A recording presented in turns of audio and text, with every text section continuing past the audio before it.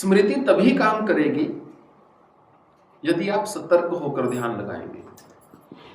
यदि सतर्क हैं तो भूलेंगे नहीं, यदि भूलेंगे नहीं तो स्पष्टता बना के रखेंगे। यदि भूलेंगे नहीं, यदि सतर्क हैं और भूलेंगे नहीं, स्पष्टता बनाकर रखेंगे तो अपने आप आपकी एकाग्रता बनेगी। और एकाग्रता जब बनेगी, बनते हुए एकाग्रता में आप चलते चलते चलते चलते चलते चलते चलते चलते अवश्य ही एक दिन फूल की भांति खिल जाओगे। तो सतर्क एक व्यक्ति कितनी देर तक सतर्क रह सकता है? सबकी अपनी अपनी एक सीमा है, परंतु 5-10 मिनट के लिए बैठे हो तो सतर्क होकर बैठ सकते हो। उसके बाद थोड़ा सा अपने आप एक आलस्य जो है आना शुरू हो जाता है। और उसमें 2 ही मूल रुकावटें हैं जो ध्यान में होती हैं। 4 स्तंभ हमने आपको बता दी हैं: स्मृति, स्पष्टता, आसन और सतर्कता। और 2 ही मूल रुकावटें होती हैं ध्यान में। पहली, व्याकुलता। आप लगाने बैठे हैं, शुरू में तो ठीक है, फिर मन इतना परेशान कर देता है कि घबराहट होनी शुरू हो जाती है, बैठा नहीं जाता। होता है कि चलो कल लगा लूंगा, ध्यान अभी उठता हूँ, या शाम को लगा लूंगा, या मन कोई ना कोई आपको बहाना दे देगा कि क्यों मैं ध्यान ना लगाऊं। तो पहली है व्याकुलता।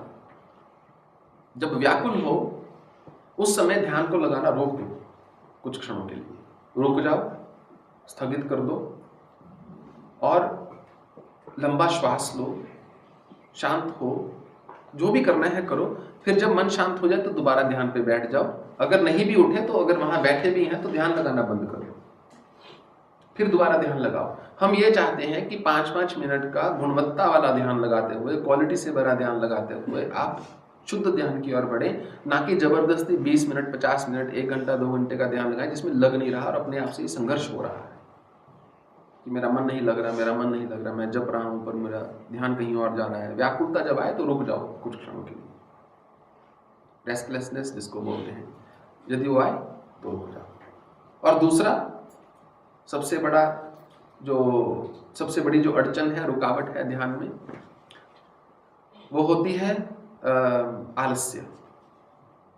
कि आपको निद्रा आनी शुरू हो जाए, या आप वासी लेनी शुरू कर दो, या कुछ आपको मतलब आप ध्यान में वो सतर्कता, एकाग्रता, स्पष्टता जब ना बनाकर रख सको तो इसका मतलब आलस्य आ गया है। जिस समय आपको आलस्य आ जाए उस समय आप कल्पना करो एक बहुत ही ब्राइट लाइट की, एक रोशनी की कल्पना करो। मन को थोड़ा ऊपर उठाओ ताकि आपका आलस्य जो है